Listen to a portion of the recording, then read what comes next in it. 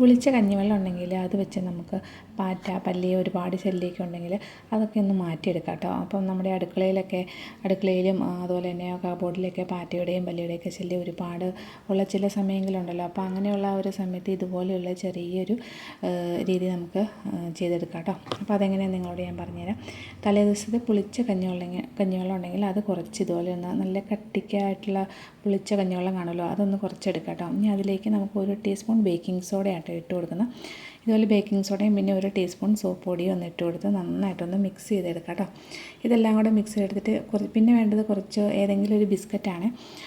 ഇതുപോലെ ബിസ്ക്കറ്റ് എടുത്തിട്ട് അത് നന്നായിട്ട് ഇതുപോലെ ഒന്ന് പൊടിച്ച് എല്ലാ ഭാഗത്തും നന്നായിട്ടൊന്ന് മിക്സ് ചെയ്ത് ഇളക്കി കൊടുത്തിട്ട് പാറ്റയൊക്കെ വരുന്ന ആ ഒരു ഭാഗത്തുണ്ടല്ലോ ഇതുപോലെ ഒന്ന് വെച്ച് കൊടുത്താൽ കേട്ടോ.